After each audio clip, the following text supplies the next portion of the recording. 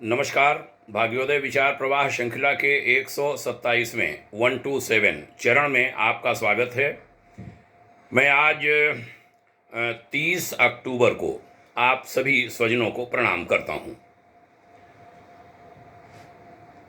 हमारा देश पर्वों का देश है।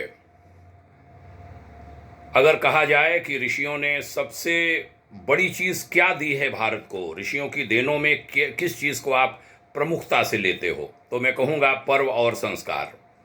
ऋषियों की बड़ी देन है हमारे देश के लिए। अनेक पर्व हमारे यहाँ वर्ष भर वर्षांत रहते हैं। दीपावली उसमें एक खास पर्व जो अभी अभी हमने मनाया। ये पर्व आपसी मेलजोल को बढ़ाने का बहाना हुआ करते थे, उनके कारक थे। बचपन की अनेक यादें हैं। गाँव में खास करके पर्वों का जितना महत्व है शहरों में नहीं मिलता। उसका जो उत्साह देखने को मिलता है यहाँ नहीं मिलता। सबका मिलना जुलना, होली हो, दीपावली हो, अनेक प्रकार से स्थानीय स्तर के भी उसमें कई रीतियां जुड़ती हैं, स्थानीय परंपराएं मान्यताएं जुड़ती हैं।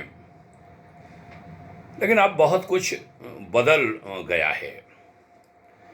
महानगरों में ये कल्चर था पहले, घर घर अपने आप को बंद कर लेना, पास पड़ोस से कोई मतलब नहीं, कोई मेलजोल नहीं, पड़ोसी तक से परिचय नहीं। लेकिन अब वह छोटे नगरों और गांव में तो उतना नहीं है, लेकिन वहाँ तक भी उसका असर जा रहा है। ये दीपावली हमने लखनऊ में मनाई। लखनऊ में इंदिरा नगर में हमारा घर है। यहाँ आसपास को ही ले लें, बहुत कुछ बदला है। सारे घर सब परस्पर परिचित थे। एक छोटी सी जो पॉकेट है 81-82 घरों की, सब एक दूसरे के नाम जानते थे। सैकड़ों लोग परिचित थे। उनका मिलना जुलना, सड़क पर निकलना, नमस्कार, आवाज़ लगा के मिल लेना। त्यौहार पर्वों पर तो विशेष रूप से एक दूसरे के यहाँ कुछ आदान प्रदान भी, लेकिन अब काफ़ी कम हो गया। अगर कहें ख़त्म हो गया तो कोई अतिशयोक्ति नहीं होगी। ग्रामीण अंचल में भी उसका असर गया है। होली जैसे पर्वों का मज़ा अब वो नहीं रहा, औपचारिकता जैसी हो गई। दूर दूर से लोगों का अपने घर परिवार में आना, सबसे मिलना अब भी होता है। ऐसा निराशा वाली बात नहीं कर रहा हूँ कि ख़त्म हो गया, लेकिन हाँ, बहुत कुछ कम हो गया। वो हालत होती है ना कि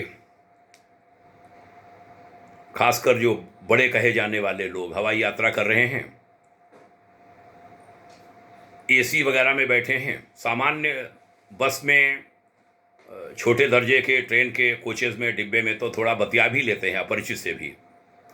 वहाँ तो जैसे गूंगे बहरे जैसे बैठे होते हैं, परस्पर न कोई देखना तक नहीं एक दूसरे की ओर। यात्रा पूरी हो जाती है, न कोई हाल न चाल, सही यात्री हैं, कम से कम उतने घंटे के तो हैं ही हैं, लेकिन कोई परिचय नहीं होता। कभी मैं सोचता हूँ कोई संकट जिस समय आ जाए, हवाई यात्रा वगैरह जब करता हूँ तब खास करके वहाँ बहुत ज़्यादा होता है।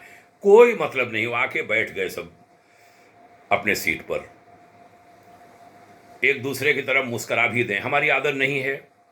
एक बार तो पूछ लेता हूँ, हाँ भैया, जैसा भी सवाल हुआ। हवाई जहाज़ में तो नहीं कह सकते कहाँ तक चलोगे, क्योंकि लगभग नियत होती है फ़्लाइट कहाँ जाना है। लेकिन हाँ, कोई न कोई बहाने से थोड़ा बात हो जाती है। उधर से लिफ्ट मिली तो थोड़ा बहुत संवाद हो गया, नहीं मिली तो कोई बात नहीं, तुम अपना हम अपना। ट्रेन में भी प्रयास करता हूँ। कई ट्रेनों में लंबी दूरी की कहना चाहिए कि जीवन की जो जर्नी है उसमें ऐसा परिचय हुआ को कि कई लोग ट्रेन में मित्र बने और बहुत अच्छे मित्र बने। तो हमें लगता है ये सब नहीं होना चाहिए कि गूंगे बहरों की तरह बैठें। कोई संकट आ जाए, हवाई यात्रा में, बस में, तब फिर सब एक दूसरे की ओर देखते हैं कोई हेल्प कर दे, और वैसे देख के मुस्कराएंगे भी नहीं। तो इसमें बदलाव लाया जाना चाहिए। आज मैंने सोचा दीपावली का भोर है और यह विषय लूं, रिपीट करूंगा अपना ही। लखनऊ में अभी दीपावली का अनुभव बहुत अच्छा नहीं रहा, अगर कहें खराब हुआ तो ठीक है, खट्टा सा अनुभव, किसी का किसी से कोई मतलब नहीं। पार्कों आदि में पार्क बने हैं, थोड़ा बहुत लोग जमा होते हैं। कुछ जगहों पर प्रयास किया है, जो आवासीय समितियां हैं, रेजिडेंट एसोसिएशन, वो जमा होते हैं, उनको धन्यवाद है। हमारे यहाँ भी पीछे पार्क है, थोड़ा शुरुआत हुई है, बहुत ज़्यादा उत्साहजनक नहीं है, लेकिन हाँ थोड़े बहुत लोग जमा होते हैं। हम जब यहाँ थे तो घर घर संपर्क बनाए रखते थे। कोशिश भी करेंगे कि उसको, चूँकि अब यहाँ आना जाना पूरा तो नहीं रह पाते, रह भी नहीं पाएंगे, लेकिन हाँ जो भी महीने में हफ्ता भर भी रह गए तो ये प्रयास करेंगे कि वो चीज़ें लौटें। अभी जो जीवित हैं हमारे साथ के, सामने के, उनके बीच कम से कम वह चीज़ चल सकती है। नई पीढ़ी में भी कुछ न कुछ लोग मिल जाएंगे। उस समय हमें याद है पूरे 81 पॉकेट में एक परिवार था, वहाँ कार वार होती थी। अब दरवाजे दरवाजे कार है, अच्छा है, समृद्धि होनी चाहिए, लेकिन हाँ ऐसा नहीं होना चाहिए घर से निकले और नाक की सीध में अब गाड़ी में बैठ के चले गए, दाएं बाएं देखना भी नहीं, कोई खड़ा है, कोई है, नमस्कार हो जाए। मैं तो कर लेता हूँ, कोई नहीं देखता आवाज़ लगा के भी कर लेता हूँ, मन नहीं मानता, संस्कार हैं। उसको आज की पीढ़ी तो पिछड़ा कहेगी, लेकिन हम पिछले बना रहना चाहते हैं। वो भी ठीक नहीं है कि हमारे गुरुदेव एक गीत लिख के गए हैं कि आदमी आदमी को सुहाता नहीं, आदमी से अरे डर रहा आदमी। तो वो तो बिल्कुल ठीक नहीं है। महानगरों में एक चीज़ हमने देखी है, जो अपार्टमेंट हैं, सोसाइटीज़ हैं, उनमें एक शुरुआत हुई है। कहने को वहाँ कोई एक दूसरे से मतलब नहीं रखता, लेकिन हमने देखा कि ऐसे फंक्शंस के दौरान, दुर्गा पूजा वगैरह के दौरान, नवरात्रि के दौरान, अन्य पर्वों पर, होली दिवाली, जैसे पूरा शादी ब्याह जैसा हो मौसम, माहौल, और थोड़ा अंशदान भी जमा होता है। अंशदान देना चाहिए, मैं तो एनसीआर वाले वहाँ भी देता हूँ और यहाँ लखनऊ वाले में भी देता हूँ, पार्क सुसज्जित करने के लिए, व्यवस्था बनाने के लिए। तो सबको करना चाहिए, वो लोग जमा होते हैं, ये परंपरा शुरू हो गई है। एनसीआर के राष्ट्रीय राजधानी क्षेत्र के कुछ बड़े पार्कों में तो, बड़े अपार्टमेंट सोसाइटीज़ में तो हमने देखा सैकड़ों लोग जमा होते हैं, और ये होना चाहिए, ये लौट रहा है। मैं सोच रहा था जैसे गाँव में सब जमा होते थे, वो भी एक गाँव ही है कि 3-4 बड़े बड़े अपार्टमेंट हैं, उनमें हज़ारों आदमी रहता है, तो छोटा गाँव ही हो गया। तो वो चीज़ें लौटनी चाहिए, और ईश्वर करे वो लौटे। तो आज समापन करूंगा चर्चा का यह निवेदन करते हुए कि ये भारत है, भारत में ये मिलना जुलना, एक दूसरे का हाल चाल लेना, एक दूसरे के सुख दुख में खड़े होना, वह बंद नहीं होना चाहिए। हमने अपनी पुस्तक श्रद्धा के कल्पतरु में इसको उठाया है, और 3 पीढ़ियों की परिवार की जो परिपाटी रही है हमारे देश में, श्रद्धा के कल्पतरु माने बड़े बुजुर्ग श्रद्धा के कल्पतरु हैं, उनसे जो चाहो मांग लो।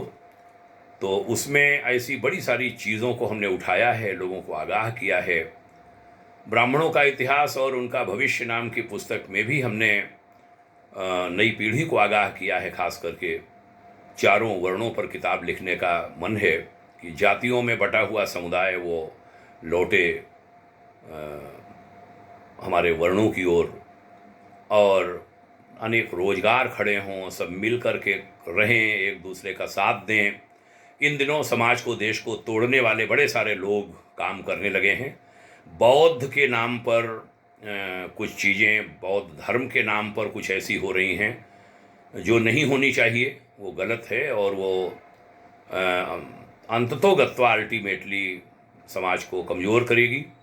वो जो प्रवृत्ति है वो कमज़ोर करेगी, और उनको खुद को ही नुकसान पहुंचाएगी। जो भी लोग ऐसा कर रहे हैं उनको रोकना चाहिए, और स्वयं उनको रोकना चाहिए। तो समापन करता हूँ, सभी की एकता के लिए पर्व त्यौहार, कुंभ जैसे बड़े बड़े, उसको भी महापर्व कहूँगा, बड़े मेले होते हैं, वो तो पूरे समाज को, देश को बांध देते हैं। कम से कम अपने स्थानीय स्तर पर पर्वों का लाभ उठाएं। ऐसा करेंगे, ऐसे संकल्प के साथ आज की चर्चा का समापन। पुनः आप सभी को प्रणाम, जय हिंद, शुभकामना। ये भी कहूँगा कि ये विचार अच्छे लगते हैं, लोगों में साझा कीजिए। आपका भी लाभ होगा, समाज का भी लाभ होगा, खासकर उनका जिनका आप मंगल चाहते हैं। शुभकामनाएं। ओम शांति।